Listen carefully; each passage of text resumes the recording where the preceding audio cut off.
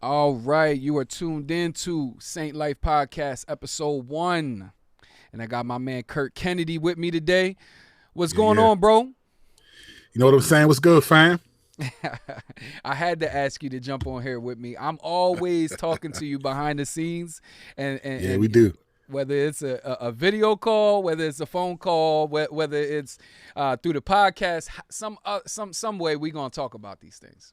Right, yeah, always, man. It's good. Now we good. It's good to be able to talk, man, as brothers in the Lord, as brothers in the skin. You know what I'm saying? Like, it's good to just talk about some things. We have to deal with some things based on, the historical criteria of our country. So sometimes it's good to just be able to talk on multiple levels, man.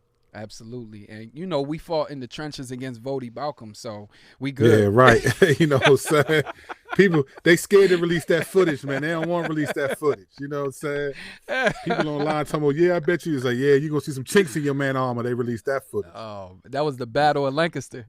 Yeah, it was. It was 2 against 1, too. You know what I'm saying? Oh, I left with just a scratch on me, Yeah, Caught me off guard on that one joint. And I was like, all right, that was one thing I wish I had said differently. Other than that, man, I stand by what I said and did at that conference.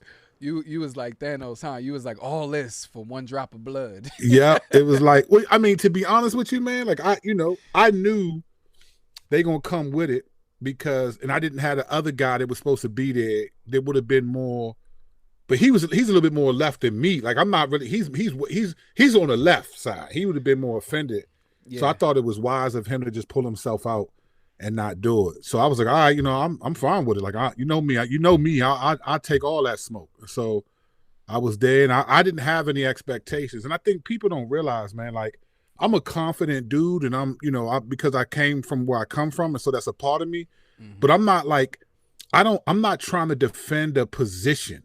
So if I'm wrong, I don't mind saying that I'm wrong. If I'm in error, if my facts are wrong, I present what I think is true based on the receipts that I deliver, and I'll push back. But if I'm wrong, I'm wrong. And if I agree with you, I'll say that, like I did that night. Hey, I agree with that.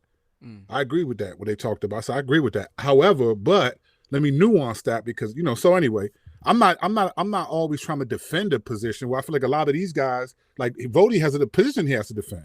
Right. You have to defend that position. Right. You have to. When you're trying to stay balanced, I'm defending truth. You have to defend your position, and I don't have to, and that's what people don't realize. So I can talk tough, I can say whatever, because if I'm wrong, I'll be like, no, you're right, I was wrong then. I'm fine with that. That's what caught them off guard. They wasn't ready for the southpaw. You see, because everybody's up there trying to prove they right, and I'm just trying to say what I think is true. Wasn't it Rocky who came with the southpaw? I think it was Rocky. Did Rocky have a southpaw? I know when he was fighting Apollo, I think some of them switched up and went southpaw. One of them. Okay. In that fight. Yeah. Maybe that was it. Okay. Yeah. I watched those movies so many times, I should know that answer, but it is what it is.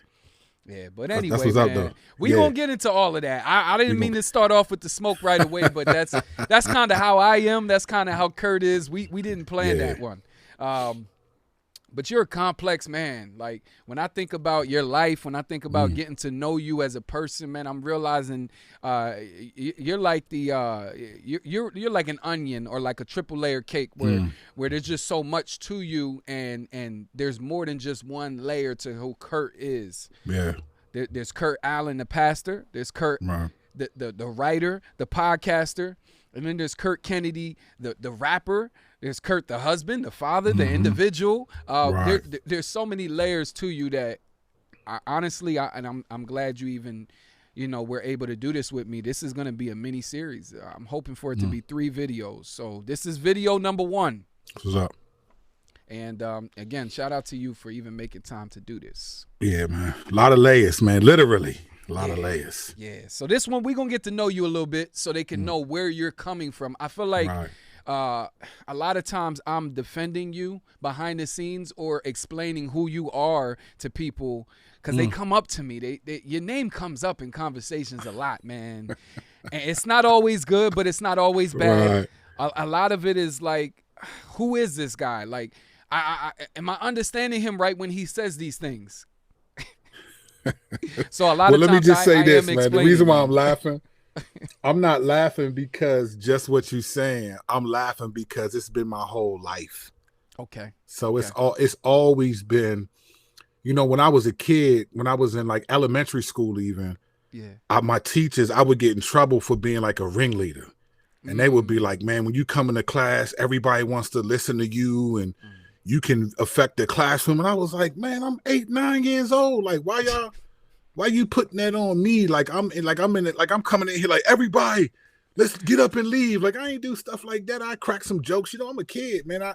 So I've always been like that and have had and I'm not saying that, I'm just saying, describing, like, this is just the Lord creating, us in particular ways and us being able to acknowledge that. So I've always been like that type of dude where I make a presence. Like, who I am in every situation I've been in. I can be, no one can know me, and by the end of whatever we're doing, everybody knows who I am. And that's just the way it's always been for me. So, and then lately, as the last couple years, as Curt Kennedy, the artist, I think as I've been, kind of speaking to cultural issues and trying to push back against certain things, it becomes that. Like, when you choose a side, people like that better because they're like, okay, good.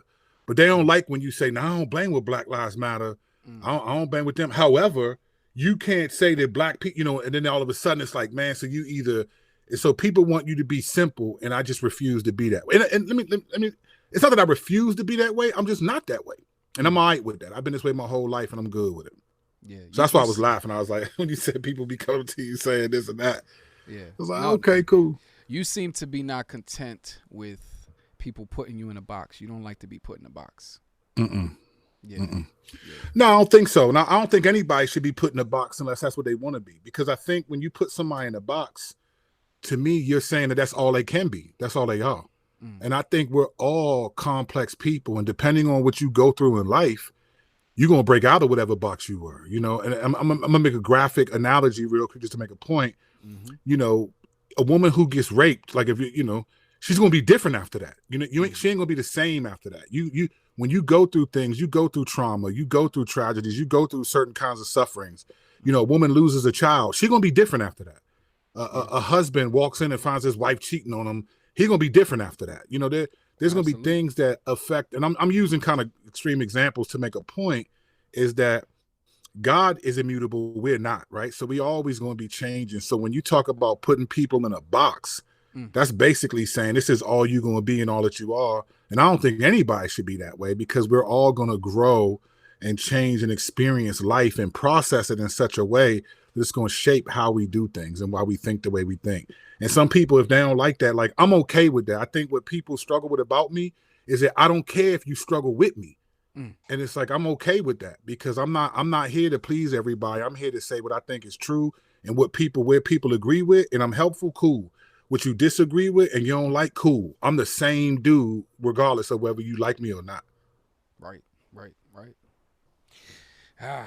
I hear you, man. That's why you're kind of like another layer right there. Curt the insurrectionist, the thought provocateur, like that. Like you bring up a lot of things that are just thought provoking. It makes people challenge what side they really stand on. Because a person will think they have you figured out, and then you surprise them and be like, no, actually, I'm not left. I'm not liberal.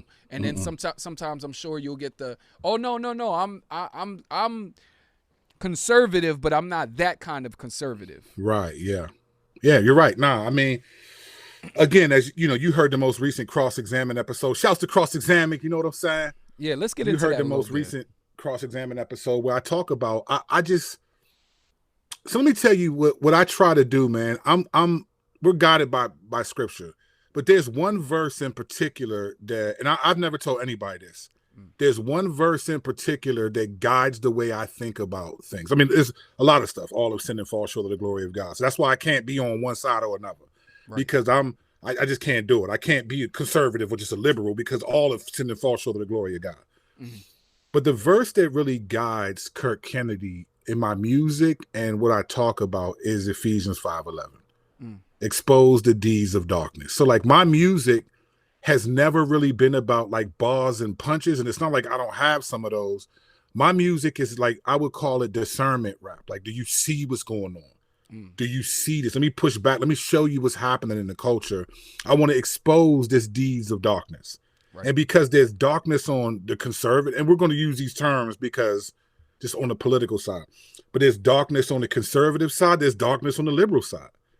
And so I'm not afraid to go at both of them. That's what I mean by I'm about truth. I'm about exposing the deeds of darkness, ideologies, activities, hypocrisies. And that's what I did on the most recent episode of Cross-Examine by calling what people call biblical and social justice. I'm calling it what I think it really is. It's conservative justice versus liberal justice. It's not biblical. There's biblical aspects to both of them in terms of Imago Dei and how people are trying to think about people, but a lot of them they're just politically driven, not biblically driven. And so for me, exposing the deeds of darkness is what I do. So in any situation, that's the truth that I'm after. I'm not trying to defend a position. I'm just saying I'm gonna point holes out in your position because I think there's some darkness in your position. Vody, there's darkness in your position. Eric Mason, there's darkness in your position. Candace Owens, there's darkness. Like that's what I'm going to do, regardless of who I am, because that's what I think we're supposed to do. That's a command from the Bible. So that's really the angle. That's why I say I'm balanced, because there's darkness on both sides. I'm off the DMX. It's dark and hell is hot. You know what I'm saying? So and anybody can get it. It seems like. Well, that's what it is, and I'm included in that. I can get it too. You know, I could have easily went up there and been like embarrassed or just like had them expose like the darkness in my perspective. You know, I'm not exempt from that. That there's holes, that there's things that I'm not exempt from that. But I'm just trying to say, I see some things, and I feel the Lord has given me the kind of communicative ability to say them, and He's given me the personality and the way that I communicate that people listen, even if they don't like what I'm saying. And that's indicative of what you're saying right now. Yeah, is that people will try to figure me out and what I'm saying. That's been that way my whole life. So I accept that as, okay, this is the way the Lord's designed me. And whatever level He wants to take it, I'm going to ride with it. If it just stays low, I'm cool with that. If He gives me a bigger platform, I'm cool with that. Whatever. I just want to be faithful in the platform that I have. That's pretty fair. I would say you're a balanced person, and that's why a lot of times I do call you and ask you your input on certain topics, because I know that I'm not gonna get too far left, too far right with the response from you. Not that you like playing the safe ground, but I think by nature, as the person you are, you're not too far either way. I'm glad you said not playing the safe ground. Because I get that. People act like I'm trying to play both sides. And when they say that, that's more about their heart than it is their discernment of mine.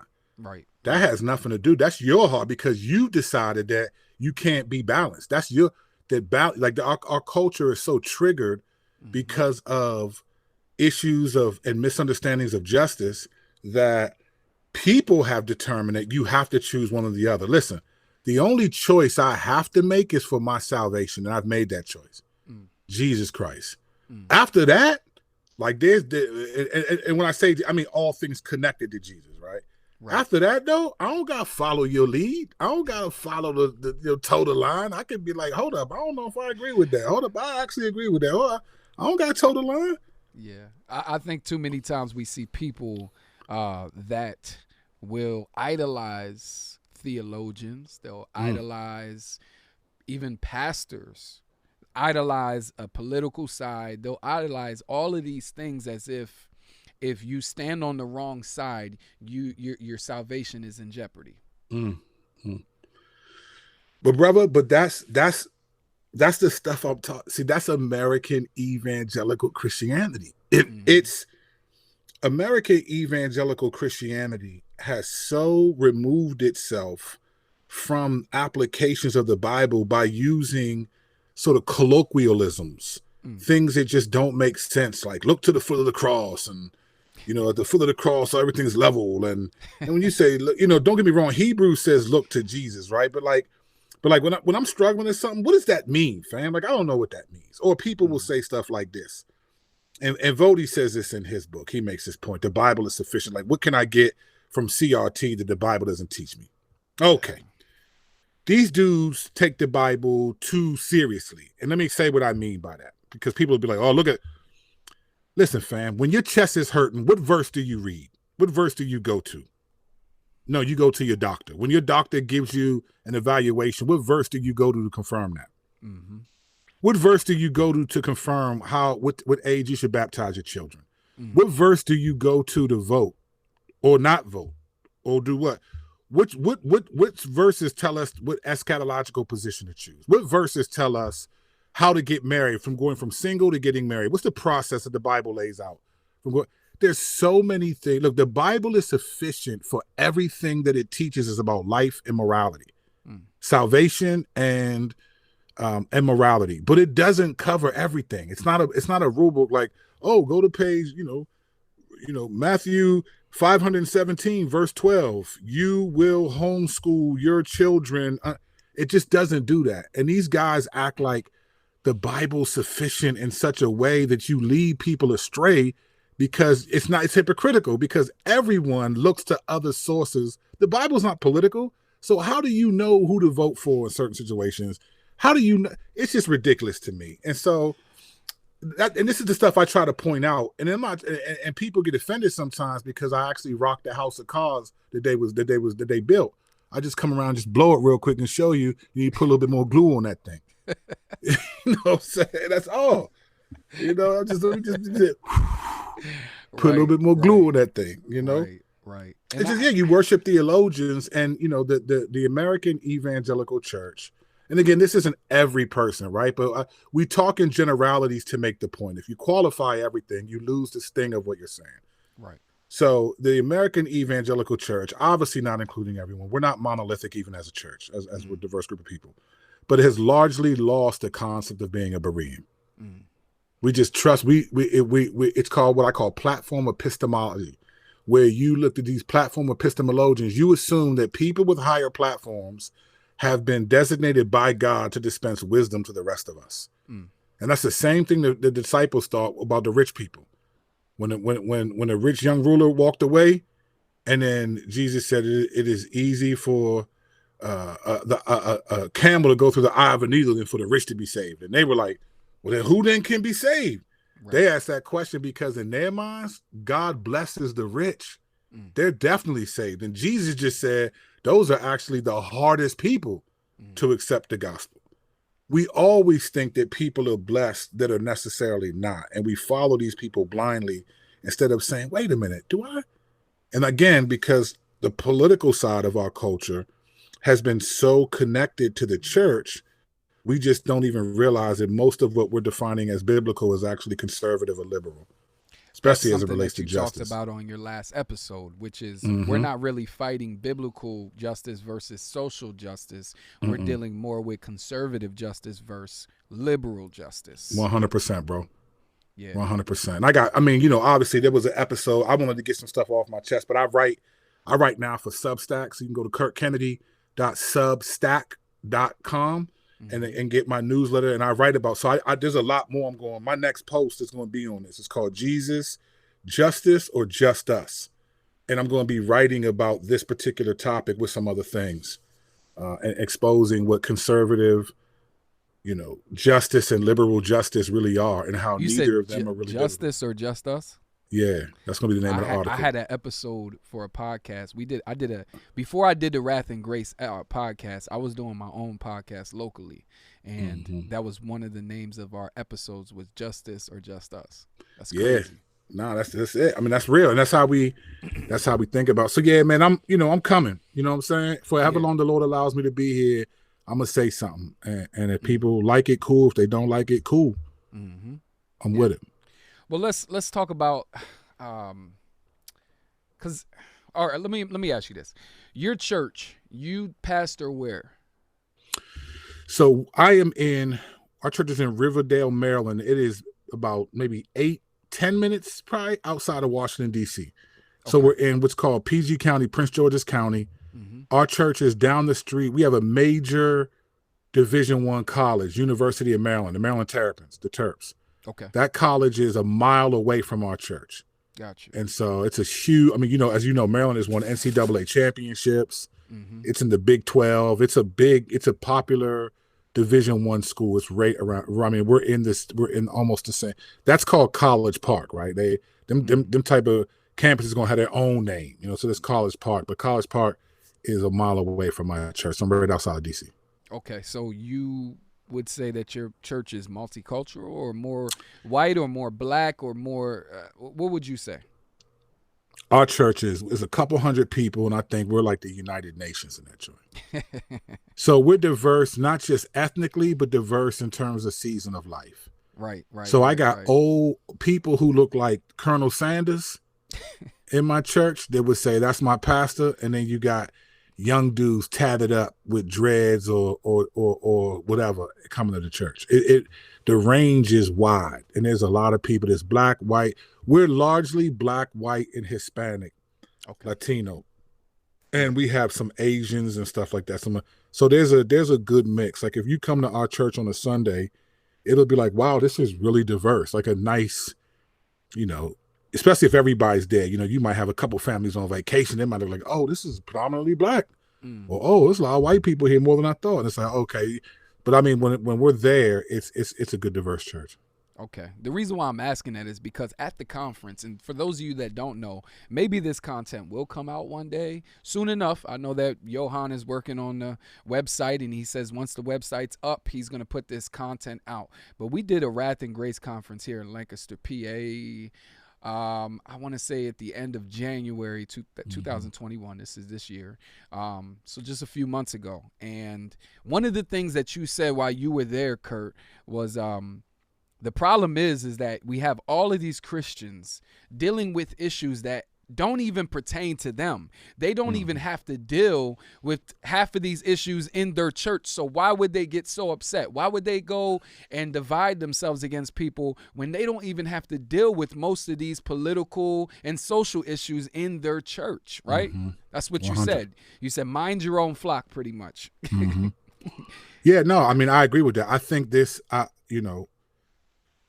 and I was saying that in the context of why we were even there, talking about critical race theory, social justice and all this stuff. And my point was, I said, how many of you have people in your church trying to overthrow your church with critical race theory and social justice? And not one person raised their hand that I saw.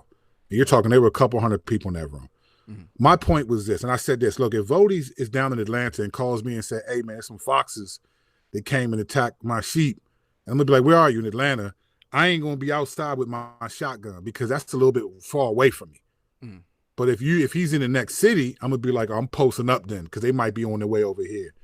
And I think what we've done as a church is we've allowed this idea. First of all, man, this could go deep, man. We could be off the. I'll just say this, and if you want to take it further, the church, because of the social media, it deceives us into thinking that we're actually a church in fellowship. So people will try to correct people over social media or try to Matthew 18 people who you don't have any fellowship with except for them on social media. Yes. I mean, let's just be honest. Me and you, we've met a couple times. We've talked sometimes. You feel like you know me. I feel like I know you a little bit. And over time, our relationship will grow, and that's going to happen. There's people who hear me on the podcast, who have been following my music and all that stuff, and they think they know me. And we've never even had a conversation. We may have traded a couple lines on Twitter, but on Facebook. But in all honesty, you don't know me. I give you what I want you to see. I could be a totally different dude off the camera, off the microphone. You have no idea. You don't know me enough to know that. And I think we give this perception that we know each other because we follow each other and we see each other's posts. And it really denigrates the reality. So you got dudes trying to put other dudes on blast. You don't even know this brother. You don't know anything about him. You taking a tweet that he did, all this stuff, and blowing it up. And so we've over familiarized ourselves through social media with issues and with people. And so critical race theory and social justice is blowing up in Facebook. I mean, most people, to be honest with you, a lot of white people don't have a lot of proximity to black people. So they don't have anybody that they usually move away in communities that they don't really associate like that unless black people have to associate with white people because on one level, and again, when I say this, I don't mean all black people or all white people, right? I'm making a generalization. Yes. But there's a sense where black people have had to learn even how to relate to white people because they've been the one that have been calling the shots. Well, white people don't have to do that. Right. So they can distance themselves from issues that pertain to black people. Well, black people cannot. We have to know what bothers white people because they're the policy makers. They're the decision makers. They're the seminary presidents. They're the seminary they're the ones in most of the authority. And so we have to know what they think about and what bothers them because they set the agenda in many ways. And so go ahead. You look like you want to jump in and look at you. I'm laughing because don't lose your thought either. But as you were saying that, I was just thinking recently I had interviewed to get into, because I'm a chaplain outside of, everything else that I do. At my job, nursing home community, the retirement community where I'm at, I'm the chaplain there. And so, I'm trying to further my education, and there's a hospital that is local to me. And so I'm in an interview deciding on if I want to go to the school, and they're deciding if they want to accept me into the school. And one thing, the guy who was interviewing me, he's a white guy, more on the liberal side. I can talk about that another time, but there were just a bunch of different red flags that let me know, a bunch of different cues that were sticking out that I knew for sure this guy's liberal. But the reason why I'm saying that is because the way he asked me, he said, how would you feel comfortable having a white boss? And I looked at him and I said, well, what do you mean? He said, well, how would that make you feel? I mean, would that make you feel uncomfortable having someone that is white looking over you? And I said, well, how would that make me feel? I said, that would be, and I paused because I'm, again, policymakers, lawmakers, they're the ones who are in charge. So I'm trying to calculate what I'm saying. I know that this guy has the power to say yes or no to me, whether I want to be in this school or not. So I look at him and I said, well, it would be a normal thing. I said, everywhere I go, I got to answer to a white man. I don't know how it would be any different for me to go to school and to have to answer to a white man or have a white man train me in this position. I said, so yeah, it would be normal. He turned red, of course, but the reason why I bring that up, you exposed his wokeness. Yes, the reason why I bring that up is because I think that they're being forced. They are being forced into how would it feel for them to be supervising a black person, or at this point in their life, how would they feel to be correcting, instructing a black person that is beneath them at the job or the school. So I think they're having to answer these questions because we're coming into their space and it's making them feel uncomfortable. It doesn't make me feel uncomfortable. Brother, right there, that's a box right there, and on the side it says Pandora's. I'm telling you, like we can go there with it, because I think that, because this gets at a bigger issue for me. So I'm gonna finish what I was saying, and then we can circle back if we need to. But because that gets at a much deeper issue that I think that really exposes another way I see things, another way I try to approach things. But to finish what I was saying earlier is that, like, social media has created a kind of relational dynamic that's not genuine, but that's real, but it's not genuine. So it's real in that I see your posts, I follow you, I hear your voice, I know this about you based on this, but it's not genuine in that we've put in some time together. And I only mean you, I'm just talking about people in general. So what happens is we learned to look to people in sort of trusting or non-trusting ways. And with all the stuff, we pay attention to what's happening in social media. So if I don't even have any proximity to the situation, but I'm just seeing other people talking about this, and it's on, and what people don't realize about social media, particularly Facebook, well, all of them do this. In 2009, at the South by Southwest conference, there was a meeting between the heads of Twitter and the heads of Facebook. And at the time, both of their algorithms just kind of went in numerical order, like from whoever posted the most recent post. But then they had this contest about, well, Twitter had just started, and Twitter was beginning to be Facebook's competitor.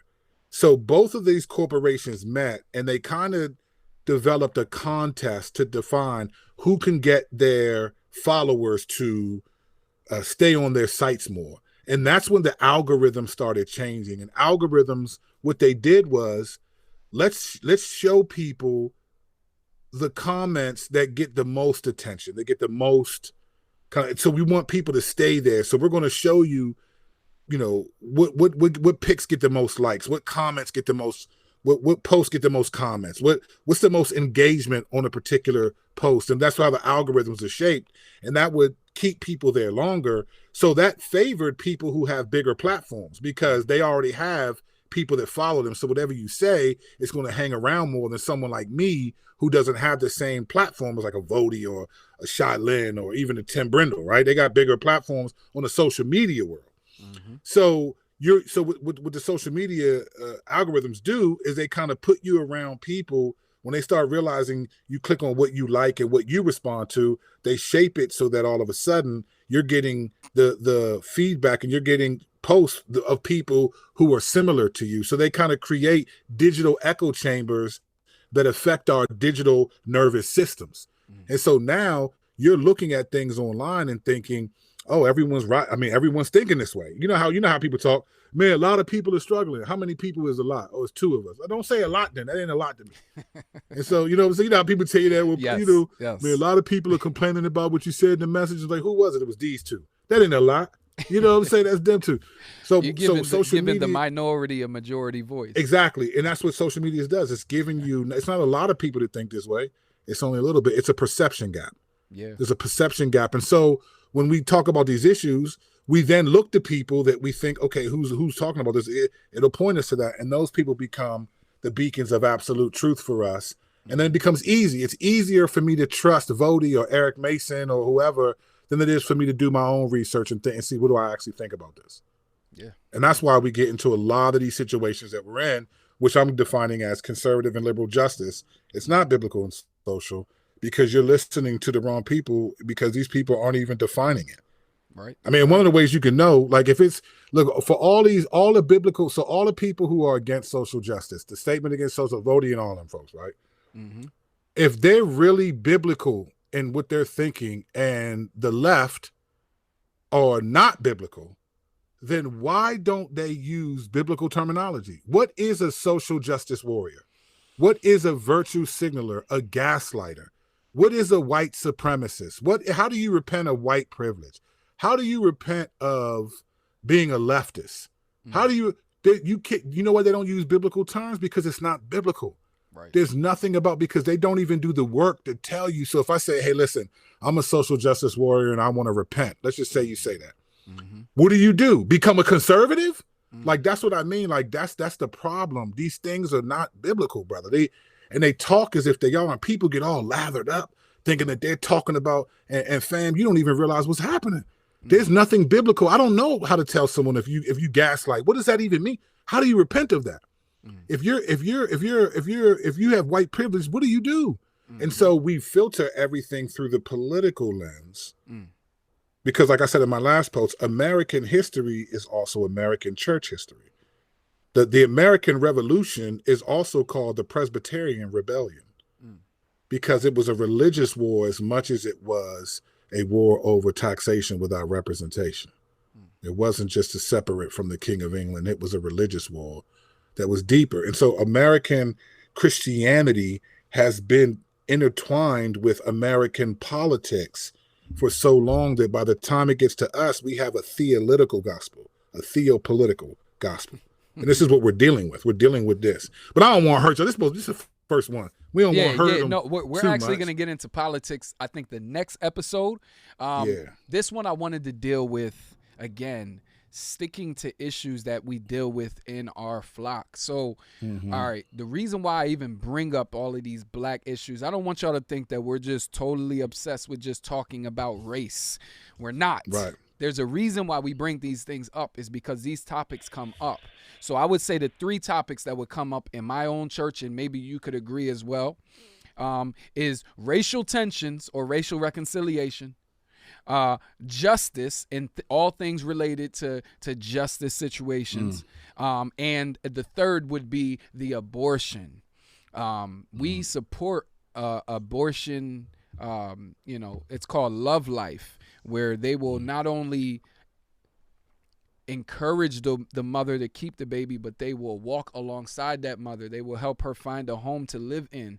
If she has other kids, we will provide for the kids that are in that family, not just the one that is in the womb. That's dope, bro. But the whole thing. So we take a pretty, I would say, an active stance when it comes to being against abortion. I know that you mentioned a lot of people say that they're against abortion, but they don't show it. Mm-hmm. So I would say we are not just pro-birth, but we are pro-life. And there's a difference. There's definitely a difference. Big difference. There's a big difference. So when we're talking about these issues, one thing that comes up in my church is, as we're talking about abortion, then what about the justice? Why don't we talk about that so much? And I hear you address Black and just social issues a lot. Is that because it's something that you deal with? Is it something that you're intrigued with? It's something that I come from. Okay. So I think my background as a Black man, I grew up in the Washington, D.C. metropolitan area. I spent time with both all Black communities. My mother moved us to the suburbs because I was experiencing a life of crime, even in elementary school. So I ended up going to a high school that was predominantly white.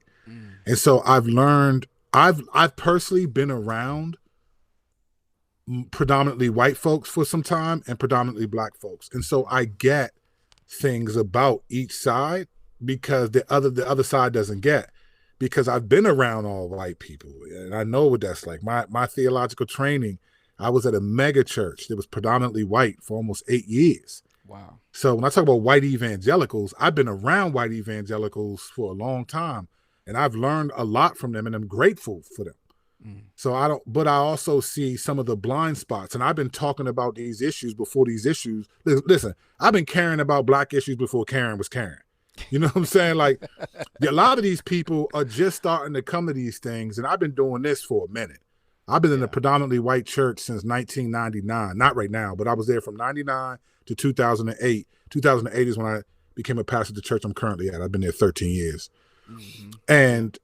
And I've been talking about these issues with white folks for a long time. I sat at John Piper's table in his home eating dinner with them before I did a concert at his church, and wrapped it talking about issues like this. And I was, so again, I've been there in a lot of these types of things. I've had these discussions, and I've known that these have been affecting the church for a long time.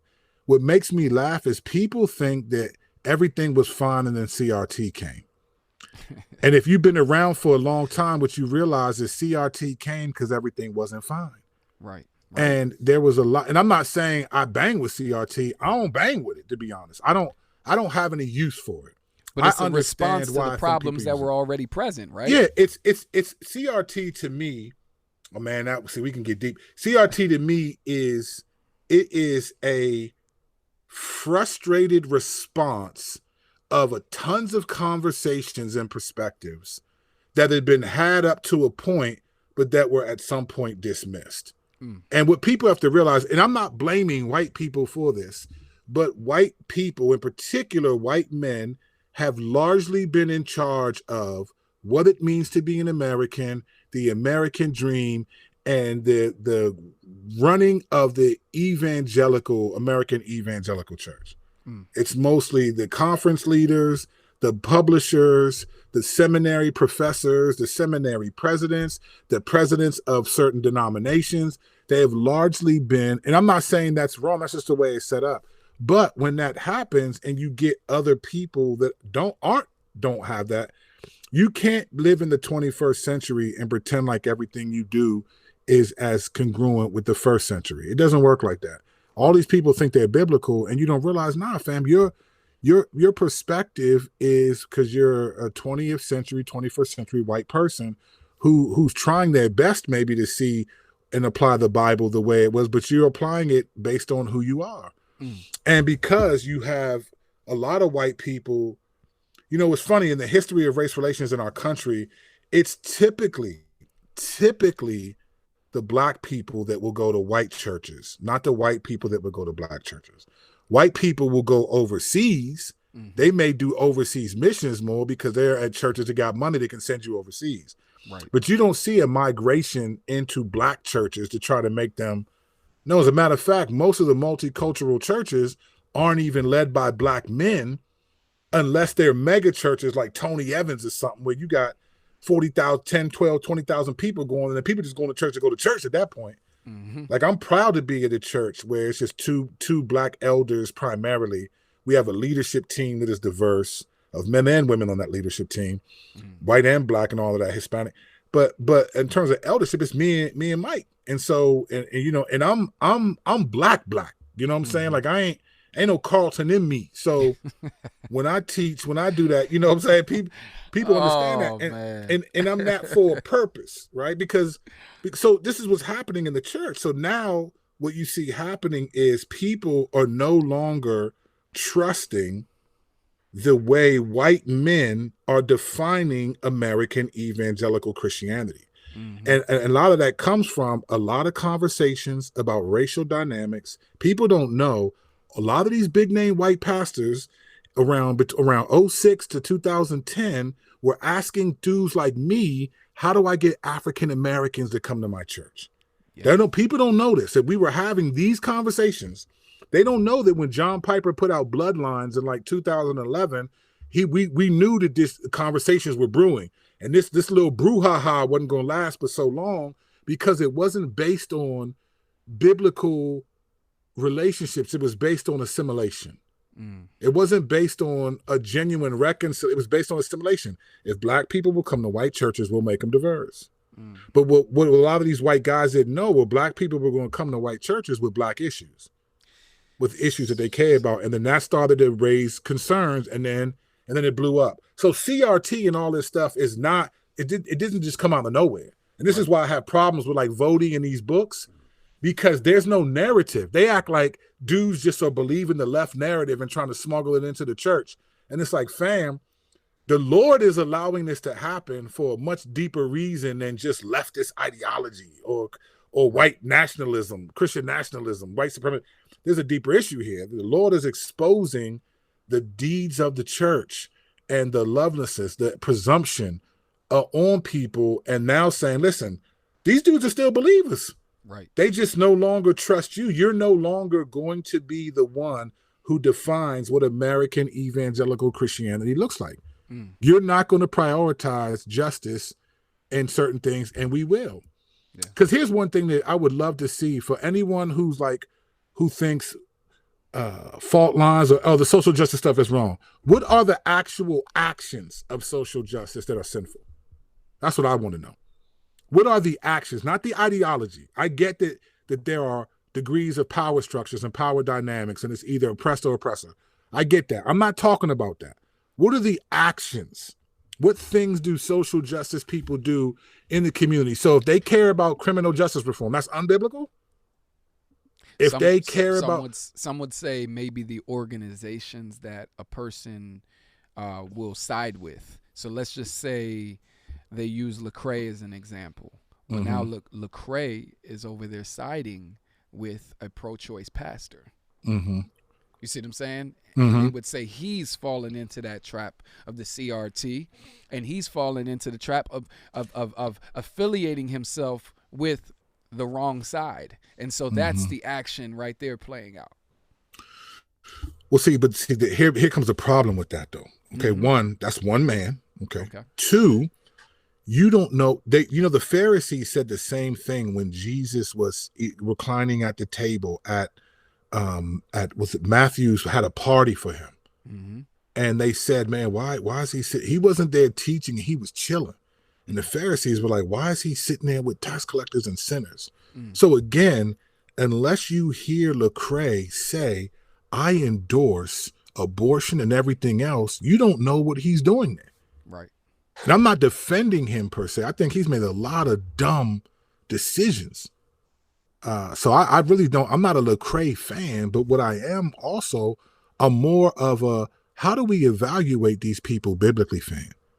I don't know what Lecrae's doing. Now, if Lecrae's saying, yeah, we stand for abortion, then I have a problem with you, fam. But because you rapped at his event, I don't know what that means. I don't know what that means. And people can disagree with that, but see, that's where You don't know. This is what social media does, is now, because I see your posts, I know your heart. Now, granted, out of the overflow of the heart, the mouth speaks. I get that. But you can't just derive that from a couple things. These are presuppositions. These are, a lot of the stuff is confirmation bias, man. Yeah. A lot of these books, a lot of these prefaces, they're confirmation bias. In all honesty, we don't know some of these things. We don't know. We don't know what Lecrae is really doing or where he's really at. What people are offended at is that Lecrae left the good old, strictly Christian fold. That's what people are offended at. Right. He was the people that their kids looked up to. And if my kids look up to Lecrae more than me, then the problem is with me, not Lecrae. Mm-hmm. Mm-hmm. That's the real issue. You know what I'm saying? So I still don't, that's still not, and that's just an event though. What social justice activities are people doing that are unbiblical? Some of the things that they care about.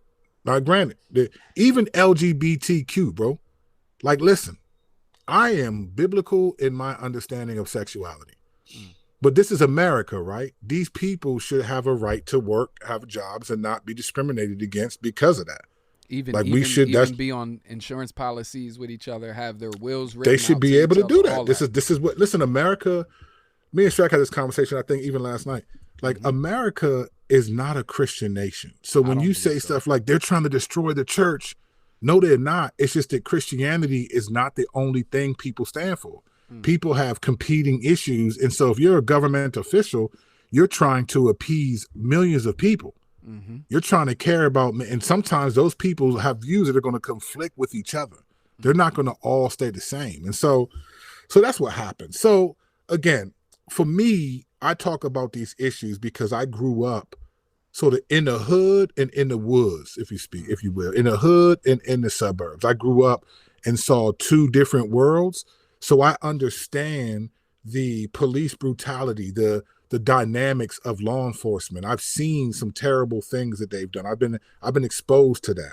But I've also been around white people and seen the goodness of people and seen the way they genuinely try to understand and care. But then I've also seen them be self-righteous and dismissive and critical and negative.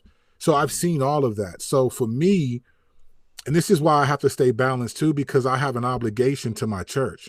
I can't get up in my church and be preaching about black issues and white people listen up. It's like, nah, these white people by default are in my church. They're already saying, you're our pastor. We trust you. We follow you. We're not. Some of the issues that you deal with as a pastor? Is it some of the things that you have to deal with? Like, because back to the, like, mind your own flock. Do you even deal with these issues in your church? Not really. They don't really come up because the white people, the non-black people in my church have already accepted that their pastor is black. And like I said, I'm black. So when I preach, my mannerisms are black, my humor is black, in my illustrations, I'll talk about wanting to smack a dude out or choke somebody out. And I got 80, 70-year-old white women laughing because they know, they accept that that may not be something you would be tempted by, but you don't have my background. You see, you didn't come from where I come from. So you might be tempted to throw your pencil down on the ground. Me, I'd be tempted to throw the person down on the ground, right? So again, my church already, the white people, the non-black people, they embrace me, and I have an obligation to them. I have an obligation. If I had an all-black church, I might lean in a direction differently because I would also challenge, like, because I've seen a lot of the evils of the black community too, bro. I seen dudes boast about killing people, and we were proud of that. And we were, you pour out liquor for dudes, but wouldn't tell their mothers who murdered their sons.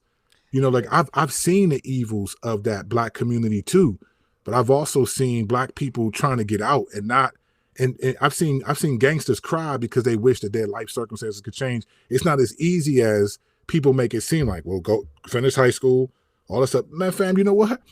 If you really want to change black education, I know we jumping all over the place. I'm gonna just say this: if you really want to change that, fam, you know what you gotta do? We gotta give teachers almost 6-figure salaries. The reason why some of the reason why black kids don't want to be in school, because teachers ain't tripping. If I'm a teacher and I'm making $45,000 a year and I'm dealing with kids that ain't tripping, then I'm not tripping. So it's like, but you give me 6 figures. Now I got incentive to like work. I'm gonna press through that and use this training, and I'm gonna try any means necessary. That's why these schools, these private schools, where these people get this money, they got incentive to do good. Most of these teachers in public schools in inner cities, they don't got no incentive. You don't even got books that are updated. You got books 10, 20 years old. for them. They don't even get there. I don't know what's happening with these budgets. Like, who's doing budget oversight for schools where a lot of the people are in the poverty range? Like, that's what's really, you give teachers money to actually work, and they're incentivized, man, they're going to press through all the drama. Because I'm getting 6 figures. Right. I'm going to work today. I'm going to press through. But if I'm making 40,000, man, I ain't going in and have these kids cussing me out and all that. I ain't got the patience for that. What you going to say? I don't make enough money for this. So what you're going to do is not care and just pass students through. Right. I mean, but see, they always blame the black people, though, the black students, for not wanting to. Some schools ain't got no good education system set up. And that stuff doesn't get taken into account. I know these things, right? I've experienced them. I went to New Orleans, bro, after Katrina 5 years in a row. And I spoke at public high schools all over the city. Like, I saw the devastation of Katrina. I saw the brokenness in these communities. And I went in, I remember, bro, and I'm not saying this to boast. I'm just saying it because it happened. I remember going to this one school, I think it was George Washington Carver. And this teacher came up to me and she said, look, Mr. Kennedy, thank you so much for coming, but I'm going to be honest with you. These kids do not respect nobody. So I'm just telling you now, thank you for coming. You came from DC. Thank you. But I'm going to tell you right now, within 5 to 10 minutes, you're going to lose these kids and I'm going to have to shut it down. So I'm just want to let you know, but thank you for coming anyway. I held their attention for an hour.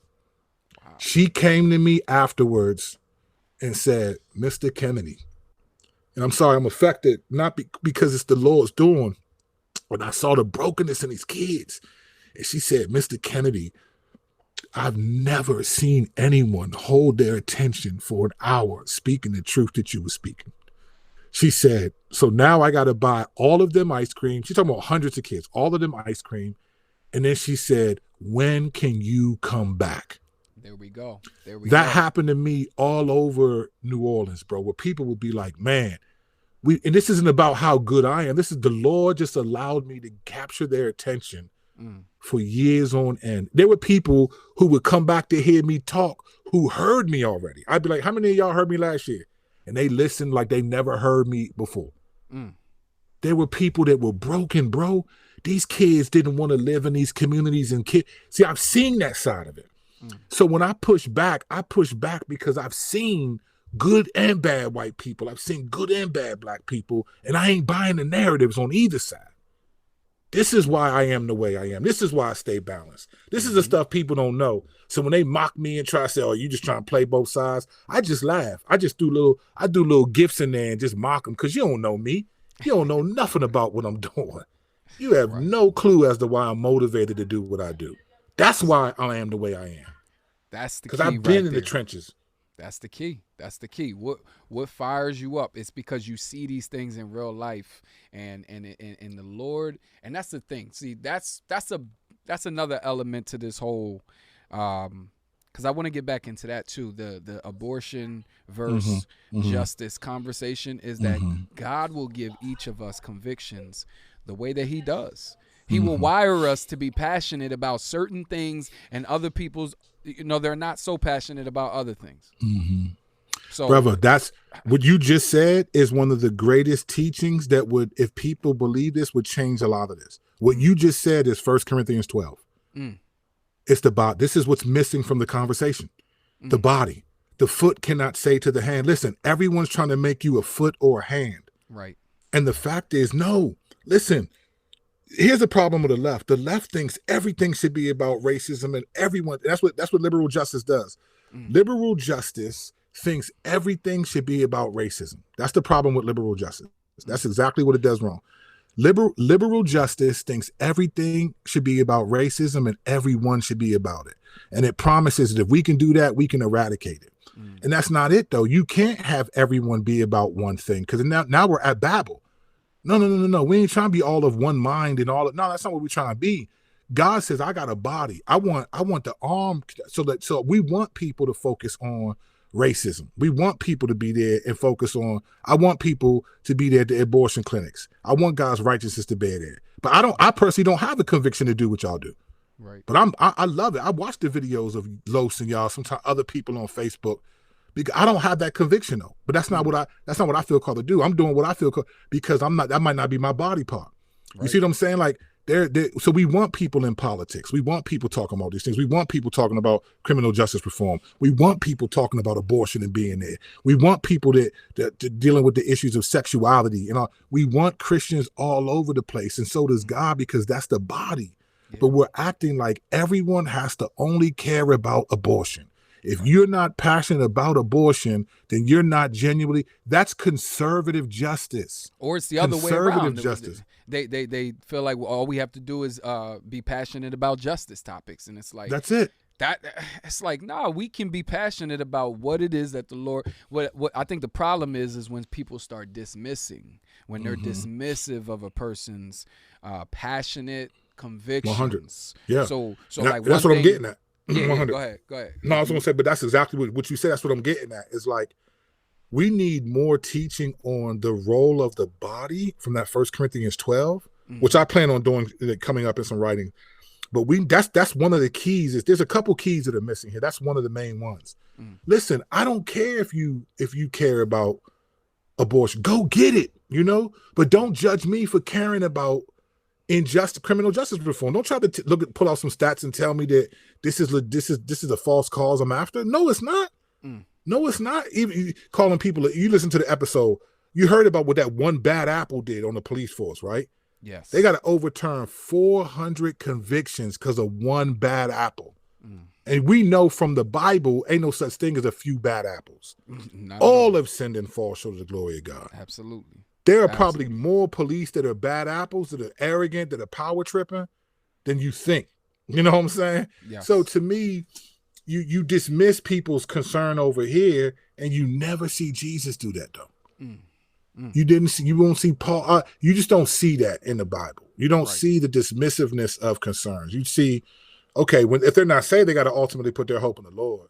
But you don't see that. You don't see that. What Galatians 6:10, as we have opportunity, do good to everyone, especially those in the household of faith. Right. What's the application of do good to everyone? It's going to be various. It's going to look different. It's going to look different. So this is doing good. I want to help this guy get out of poverty. This is doing good or not. But like I said on the show, but even the presence of the poor is not necessarily the absence.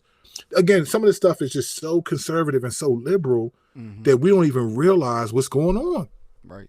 It's like you have to realize, like, nah, when you're talking about abortion, that's a good thing. We want to talk about, we want people there, but not everyone is going to go there.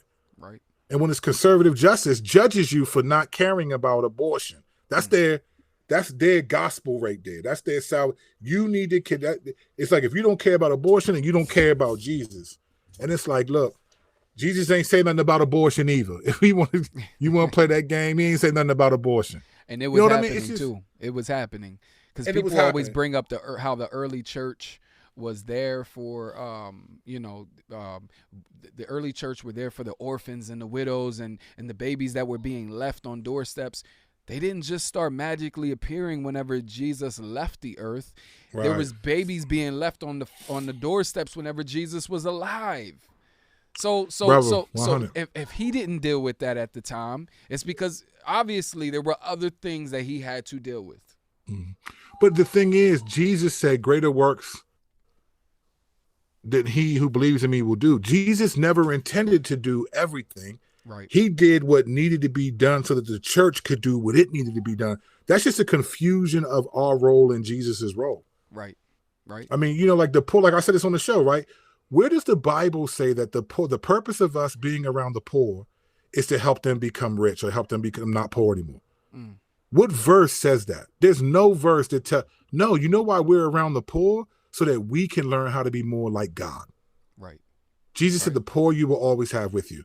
When you're around the poor, that's when you got to be more compassionate. You give to people who can't give back. You do things that God did for us just by being around the poor.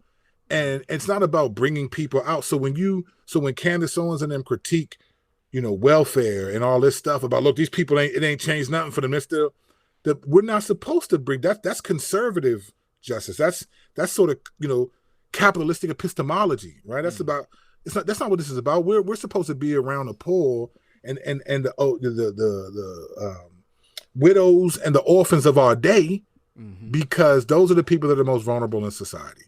Right. And we're doing that so that we can be like the Lord, because that's what he chose to do. Mm-hmm. This is what I feel like gets all convoluted. That 1 Corinthians 12, like, listen, go after abortion, be in politics, go after science and AI, go push back against social media, who is shaping the way we read and understand the world. Go be in all these places, but don't judge people for not having your conviction. That's what a lot of this is. A lot of it is, I'm judging you because you don't have the conviction that I have. Right. And that's why we find ourselves right here. And that's going to prove to be, and it's already, me and you already know this. That's why we're having a conversation. It's proving to be detrimental when you judge people because they don't have your conviction. And that's what conservative and liberal justice does. It judges people that do not have the same justice ideology, and that's what it does. And so this, what do you think Christians do? We judge each other. Yes. We'll believe Candace Owens more than a brother or sister in the Lord. We'll believe, CNN or what they say over. And it's like, man, what are you talking about? I'm not going to believe a New York Times columnist who has no desire to worship the Lord and give them more leeway than a brother.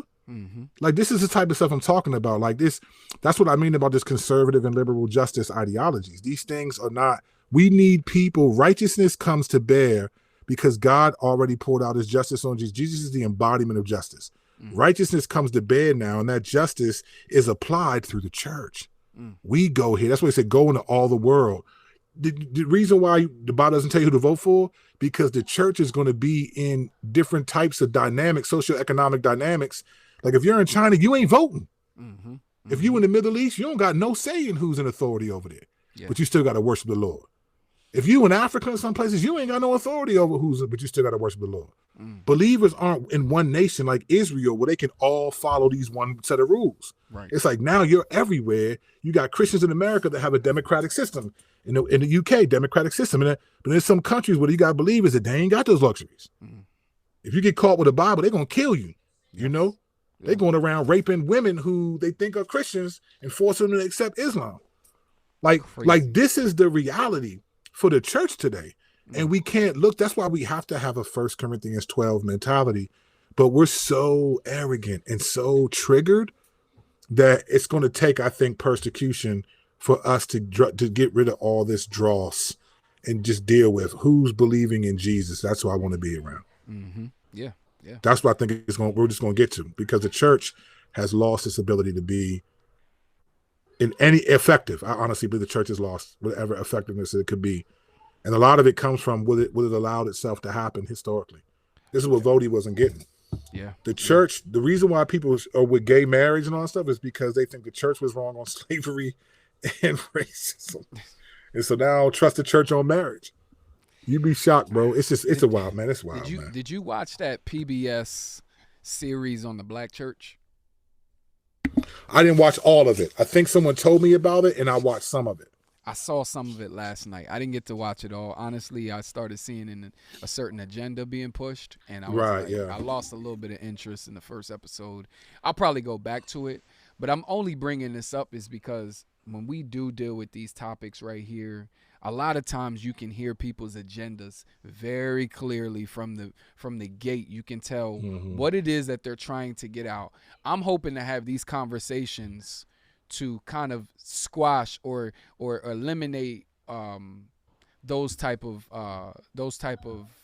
agendas when it comes down to it. Like, I don't want to just discuss a topic and automatically come in here and be like, yeah, I want you to follow in line with the right, or I want you to follow in line with the left, but I want to be balanced. I want to be honest. I want to show, even in areas that maybe I don't even know for sure. Like, there's times when I call you up and say, I don't even know what to think on this topic, because I'm all over the place with these things. Nah, and that's how, and I think that's just, and that's why we need those types of relationships, man. We need that. We need to be able to think like that, because there was a lot of time I was on an island, bro, because I could fit neatly in both worlds. I can be around all white people and feel comfortable. I can make them feel comfortable. I can be around all black people and feel right at home. You know, I've just been able to do that. I can just be around people and feel comfortable and make them feel comfortable, you know, using humor and different things. But I've seen a lot of this stuff, and that's why I'm just like, okay, this is why I'm motivated to be where I am. Yeah. There are real problems in the Black community that we need to own and stop playing around and blaming racism and there are consequences of history, no question. Yeah. But some things we could have been taken care of for real if we was there. But then there's some things that like, man, wow, that's a tough situation to be in. But the consequences of that history, you can't just always just get over. Yeah, and you can't be dismissive. You said something in your last episode, and I said something a couple episodes in mine. If you go back to the intro of episode 86 of The Basement, that was 2 Wednesdays ago. I started off the episode. I said, "Hey, did y'all notice there hasn't been anybody whenever you say stop Asian violence? There's been no one saying stop all violence, stop all hate. No one." 100%, bro. I said, oh, no, y'all didn't notice that? All right, never mind. Anyway, let's get back into the regular conversation. The reason why I even started off the episode like that was because I did not see it. I didn't see it too often like I saw when I saw the stop all hate or, all lives matter. Not saying that all lives don't matter. It's just a lot of times when you start talking about Black issues, people want to dismiss and say, no, let's talk about the issue as a whole, in general. Why do we have to specify with Black? And I think a lot of that has to go back to that rivalry that you talked about, that using the NBA analogy, if you know anything about the history between the Lakers and the Celtics, you know that that's a long time rivalry. It is, brother. I think you hit the nail on the head with that. I mean, you heard me say it too. Yeah. I agree with that, man. I think there is an absence of, there's something about, people don't want to celebrate their mishaps, their sins, and this is what I appreciate about the Bible. The Bible didn't try to hide the failings of those it esteemed. Yeah. Like the Bible didn't hide that David had sex with Bathsheba, had her husband killed to cover it up. It didn't hide that. The Bible didn't hide a lot. He didn't hide Peter's foolishness. He didn't hide that Peter denied him 3 times and said, I'll die with you. It didn't deny that. It didn't deny Peter acting funny with the Gentiles either. Yeah, it didn't deny that. It showed those things. It didn't deny in Acts 18, Paul being afraid to go to Corinth and God having to appear to him in a vision and tell him that no one's going to hurt you. I have people in that city. He hadn't even gone there yet. God wasn't talking about there Christians waiting for him. He said people are going to believe the gospel when you go there. Right. So it doesn't hide the fears of even the great Paul who wrote 2/3 of the New Testament. It presents things in real form to show you that all have sinned and fall short of the glory of God. It doesn't hide those things. Yeah. And that's the beauty of it, of the church, man. Christianity, it's just transparency is fundamentally a part of what God does. And I think what we get to do with social media stuff, we just get to hide behind that stuff. So like when you see there wasn't a all lives matter after all Asians, like stop Asian hate, is because there's not a elongated sinful interaction between whites and Asians. There's some, after Pearl Harbor, and then you go back even before then when Chinese were coming in the early 20th century, they were basically enslaving them, making them build the railroads out west. They were doing them. White people, to be honest, have been racist towards almost everybody, fam. And that's what I was going to say, is that I was going to extend your NBA analogy. I was going to say, there's the Lakers and the Celtics rivalry between Blacks and whites. I said, but I would extend that even further and use that NBA analogy and say there's even beef on the same coast. So you have West Coast teams beefing with West Coast teams and East Coast beefing with East Coast. And then you got the divisions even within the divisions. So there's certain divisions in the NBA, in that. even in the division. So everywhere you look, there's going to be some type of divide. Always. But I think the most uncomfortable one would have to be the Black and the white. Well, it is, because it's the longest. Yeah. I mean, think about this, fam. If the country started in 1607, Jamestown, Virginia, 1607, Black people came 12 years later, 1619, Africans. So we've been here almost as long as white people have been. You know what I'm saying? And the drama, we came with them essentially. They brought us here. And so the drama between the races goes back 400 years. Yeah. And so you have progress, absolutely. Praise God for that. Yeah. But no one thinks that once you've attained a level of progress, you don't try to improve more. You don't still point out deficiencies. No one does that. Right. Everyone has to keep working and keep growing and keep reforming and all that stuff. So again, not seeing that stop Asian hate, that's indicative though. Yeah. That's indicative. But when it's black stuff, it's because people don't want to be reminded of that. They would rather have us stop talking about it than be reminded of it. But it's biblical to think about your history. I mean, bro, God would always send prophets and be like, look, thus says the Lord, I the Lord that brought your fathers out of Egypt. Like, we're historical people, fam. You learn from history. You can't negate history because you can't look to the future because the future hasn't happened yet. In the present, you're experiencing it, so it's not always clear. Things are most clear when they've already happened and you can go back and assess it now. Because the past is still. You can just go back and just think about it and look at what was happening and then come up with things. We learned from that. And so, and then there wasn't a degree, this is there wasn't, it's funny, Candace Owens and them say that the Lyndon Johnson Great Society did nothing for black people, giving us welfare and stuff like that. If she's right, then black people essentially got nothing then because there was no justice. This is what people don't realize. In the civil rights movement in 1964, the Civil Rights Act, that was one bill. Then you had the 1965, you had the Fair Housing Act and then the Voting Rights Act, right? 65 and 68. Right. In 64, when the Civil Rights Act the bill was signed, it was supposed to be this landmark reality, right? But there was no justice. There was no one arrested. There was no punitive measures. No one was taken to court. No one that had wronged black people. The government didn't show we're taking this seriously. And this is what happens when it comes to issues of like Brown versus Board of Education is an amazing example of how people perceive justice to be had. So Brown versus Board of Education, 1954, right? Landmark case overturns Plessy versus Ferguson from 1896, separate but equal. 1954, they declared that school segregation is unconstitutional. So what's the application? Let's take a few black people from some schools and bust them, let them go to all white schools. Let them be traumatized as people are yelling at them, calling them nigger, all these names. These people got to be police escorted in and traumatized every day. And that's your application.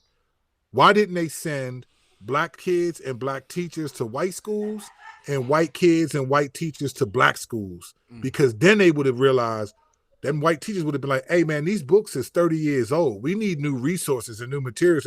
It would have been difficult, but it would have revolutionized. But what you did was you let a few black people come to the white schools, and then other white people just started private schools for white people only, just to avoid having to apply that. That was the success of, and eventually it trickled down and became, but that's what we're talking about. It's the same way with 1964 Civil Rights Act. You signed the bill and gave a couple of things, but the implementation of it was horrible. There was no justice. There was nothing that happened. And no one would. What about Bull Connor? This dude was the mayor of New York City telling white people to go to neighborhoods because black people are moving in and stop them. Like, why did he get arrested for the drama that he caused?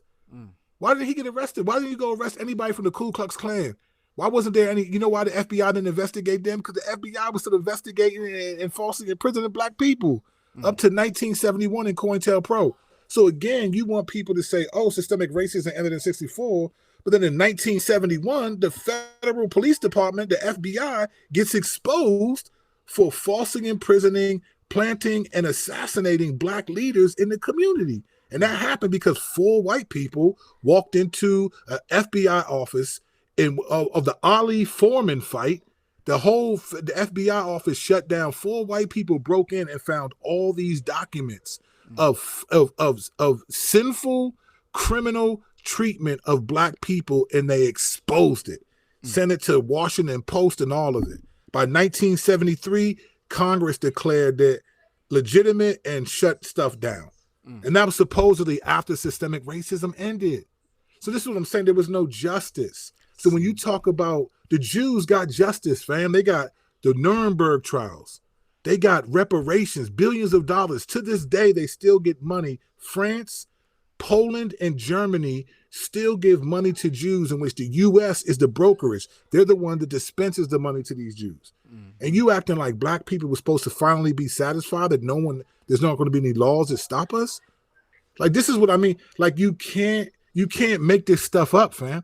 This is the reality that we're living in. And you still are mad that some people are still affected by that path. Well, black people, all of a sudden now we trust the police. The same police officer that beat my man and shot my man and let his German Shepherd bite my dude up, now because you signed some paperwork, I'm supposed to be like, hey, officer, how you doing? Yeah. No, I don't trust this dude. And so this is where rap music comes out of that lack of trust. Rap music is the next black music that highlights the lack of trust towards the governmental authorities, because the implementation of those civil rights laws wasn't like you made it seem like. Yeah. Yeah. And we're living in the repercussions. And this is the stuff that just bothers me. It's like, it's not complicated. Yeah. But you listen to Candace Owens and these people, and it's like, oh, it's just this, and black people just this and just that. And you listen to Virgil and Daryl Harrelson out there, grace to you. Oh, look at black people. Look, watch what it's just like, man. Don't do it yet. Don't do it. I want to save that one for the next episode. Yeah, man. Candace Owens and black conservatives, and that would we'll talk include about Daryl and them. Episode. That's gonna be in the next joint. But I do want to end on this note. I want all, you know me. I'm a smoke factory. Yeah, because me and you had these conversations behind the scenes, so I kind of know where we're gonna go with these things. Yeah. That's why I kind of I said from the gate, it's gonna be a couple videos just because we really got to get into these things. Right. Yeah. But I do want to end on this note. It would be nice. I remember I called you and said, this is something that I've been wondering about the last couple years, and I have not gone into the research of it. And you said there's something that you're working on. And that's why I saved it for the end of the episode, because I didn't want to give it away at the beginning.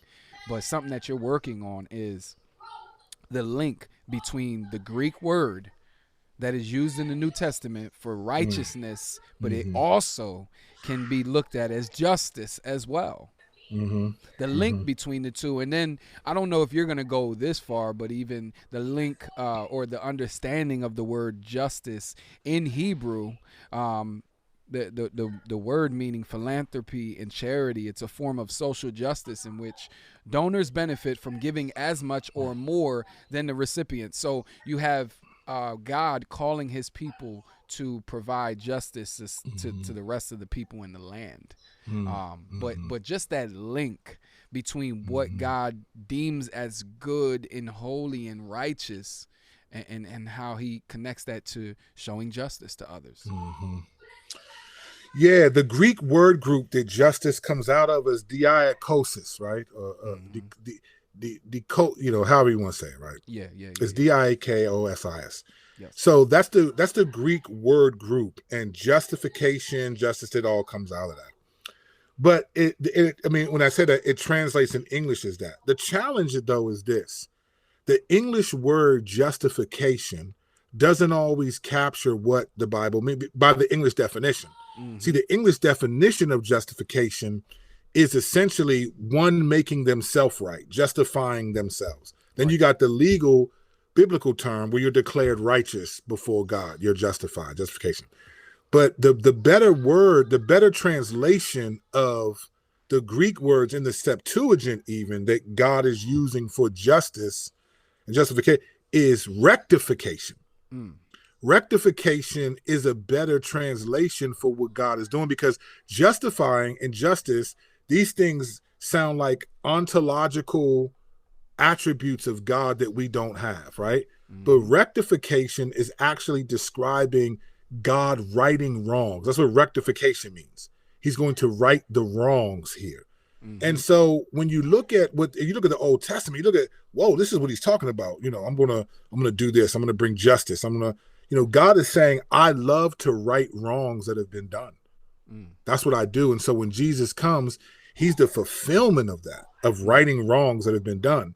But Jesus didn't right every wrong that has been done. This is what people don't realize. The goal of Jesus was not to right every wrong, but to right the greatest wrong so that we could receive his spirit and then go out and right all the wrongs that Jesus never was going to do. That's why he said, look, greater is he that believes in me because I'm going to the Father. What he meant was, look, there's going to be a ton of you that receive the Holy Spirit. They're going to go out into the world and make a bigger impact because I'm going to be with the Father than I would do if I stayed here. Because I'm a human being, I can only be at one place at one time. And granted, he could go, but Jesus wasn't going to travel the world. He was like, that's your responsibility. My responsibility is to take care of the greatest need, and then your responsibility is to take care of the rest of the needs. And I'll be with you to the end of the age. Yeah, he was going to be with us. He said he promised to be with us. Exactly. It is his spirit that fills us.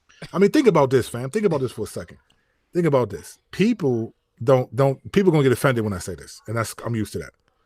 Think about this for a second. The Lord actually put it on us more than himself. Think about what Matthew 7:12 said. Jesus said this, so whatever you wish others would do to you, do also to them, for this is the law and the prophets. Now think about what he's saying right there. He's saying that you need to sit down, you and I, sit down and think about how do we want to be treated, and then treat other people that way, and that's fulfilling the law and the prophets. That's crazy, fam. Like Jesus put that on us.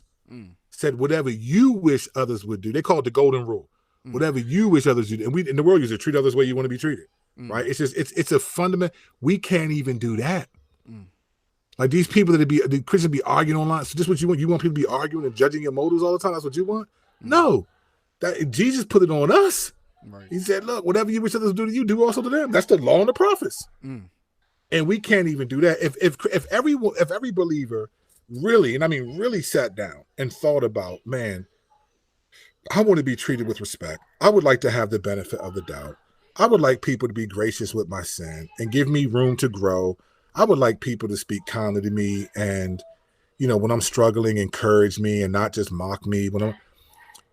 Okay, so make your list, and then God says, now do that to everybody else. And we don't even do that. So when God talks about justifying and justification, yes, that's a good word. And there are times where that word is the accurate word, but there are times when it doesn't capture what the Greek is communicating about God. It's rectification. God is righting wrong. It's more of a verb than a noun. Justification is a noun. Rectification is more of a verb. It means he's righting wrongs. Like God is going to do that. He's excited about doing that. And that's why that's why the Good Samaritan story was there. Because what wrong, like the dude who righted that wrong, the Samaritan, he didn't even know what the dude did wrong for real. Like people, let's pick apart that. What did the dude, he didn't know what that dude did. That dude could have been a criminal that got his just due for a crime he committed. And he still said, man, that doesn't even matter. This dude's bleeding. Let me clean this dude up and take him somewhere and help him get better. And Jesus said, go and do likewise. That's the stuff that like, you ain't going to see that in Vodie's book. You ain't going to see that in some of other people's books. I haven't read a lot of Eric Mason stuff, so I don't know if he's hitting that. So I don't want to just call out names of people. I'm only calling out things that I've recently looked at. But you don't see that anywhere. And so, yeah, man, so I'm definitely developing that. I mean, I did put that in my most recent post, but I'm going to flesh that out a little bit more in the next post called Jesus, Justice, or Just Us. Because it's more about like we need to really, and I'm going to talk a lot about conservative and liberal justice. We're going to talk about white supremacy and how conservative justice tries to say the police are not white supremacists because they also do this to white people. That's one of the arguments and fault lines. So how can it be white supremacy and systemic racism if they do it to white people? But have they forgotten that Hitler also killed white people? That the Jews and Hitler, they had the same pigmentation? Have they forgotten that in 2017, that the Charlottesville, you will not replace us. The Jews will not replace us. That was white men talking about Jews, not Ethiopian Jews, but Jews that look like Steven Spielberg and Ben Shapiro that have the same pigmentation. See, when you think of white supremacy as just a color ordination, then you're like, what are you talking about? They kill white? No. White supremacy is also an ideology. They don't mind killing white people. I can show you stats right now that have from 98 to 1946 that 1,742 white people were also hung. They were lynched, just like black people were. Yeah. We can talk about eugenics, right? In the early 20th century, the sterilization of white people that they didn't want to have children because those children would grow up and not be a benefit to the master white race. Man, we can get that in. So again, there's a lot of stuff like that. We need to talk about all these things and really, and I plan to do those in my writing. So if you go to curtkennedy.sub, S-U-B, stack like a stack of cards, substack.com, you're going to get all that. You're going to get all that stuff. You have can sign up and get this stuff right away. This is the section I would call shout out to the plugs. So go ahead and plug in whatever you got to plug. Yeah, man. I mean, the only places I really care, like I spend a lot of time developing my Instagram. I didn't really care about Twitter at all. I mean, I signed up in 2008, but I didn't care about Twitter at all. I started taking Twitter more seriously last August when I was on sabbatical. I had about 900 followers, and so I'm slowly building it up because I do enjoy the platform of Twitter now. I don't even, like on my Instagram, I got thousands, 13, 12,000 followers or something. So but on Facebook, I don't really care about Facebook that much. It's Instagram. It's I am, and the I am the letter M, not I-A-M. I'm CurtKennedy.com. No apostrophe. No, I'm Curt Kennedy on Twitter. And then Substack. I'd love to have people just be a part of what I'm doing there. So Substack is a newsletter that I write, and I publish articles weekly there that get in depth of the stuff that we're talking about today. And those are that's curtkennedy.substack.com. You can go there, read articles and stuff. I had one of my articles kind of went viral. 2 articles ago, that joint blew up. It was called Where Are the Biblical Footnotes? I think you read that joint. Where are the biblical footnotes of we're the footnotes of biblical justice. Yes. And I was putting that joint went crazy. I did not expect that. Thousands of people viewed that joint and shared it and all of that. That was crazy. But yeah, that's where I'm at, man. I really want to develop those things and not, I don't want a platform for a platform's sake. I want a platform because I think I have helpful things to say that help the church, man. Right, and even though people sometimes don't like it or don't like my angles, I'm okay with that. I get this all the time. Man, I don't always agree with everything you say, but you always make me think. It's like, listen, fam, I don't agree with everything my wife says. You don't got to tell me that. Like, I'm not, nobody agrees with anything anybody says. My kids don't agree with everything I say. Who cares?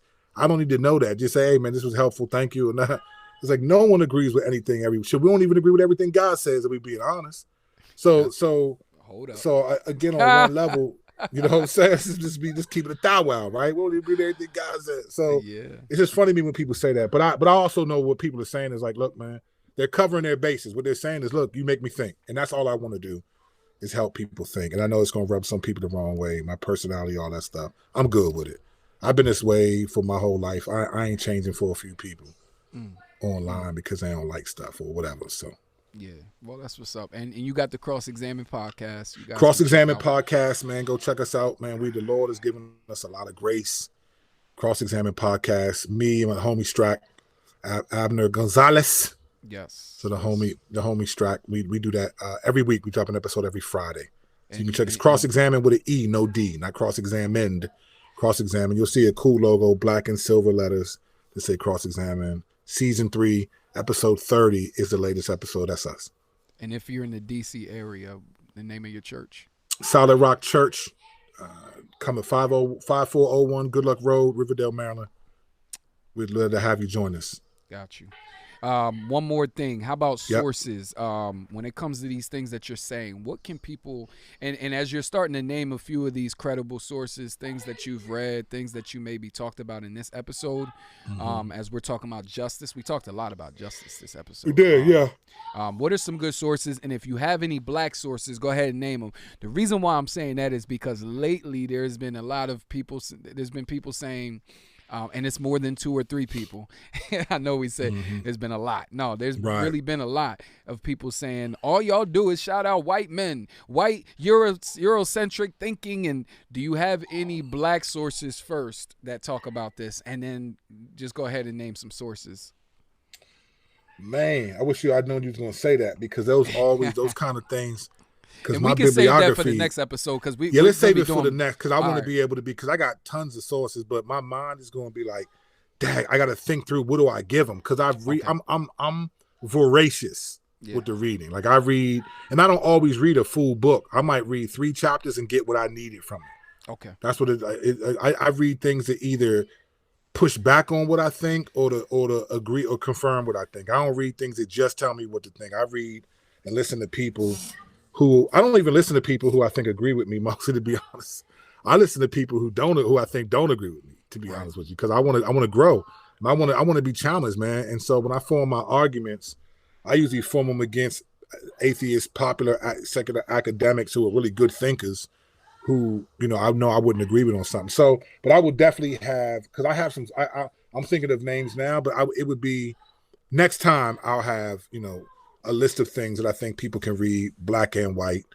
But just so you do, I want to say this to those people who say that. Listen, I read truth, so I don't. Sometimes everyone has an angle. I try to read truth, so it's going to be white and black name. But I guarantee you, anything I tell you I've read will be beneficial for you. Whether it'll either help you see things that you already saw or challenge what you didn't see. So I won't give you nothing that I think is not helpful. Yes.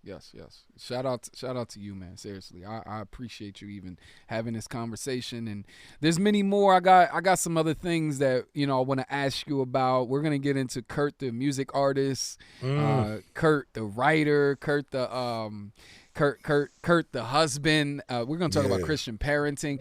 We're talking about black and blacks in politics, and of course we're gonna get into Candace Owens, Thomas Sowell. All of them. Let's get it. We're gonna get into a bunch of different things. So anyway, man, this was Saint Life Podcast. You guys can check me out on Facebook. My name is Wayne Vince Cooley. I'm on there a lot. I'm on the Wrath and Grace podcast that we do here called The Basement, where theology meets the thoughts of life, with my co-host and my pastor and my very close brother, Pastor Juan Morales.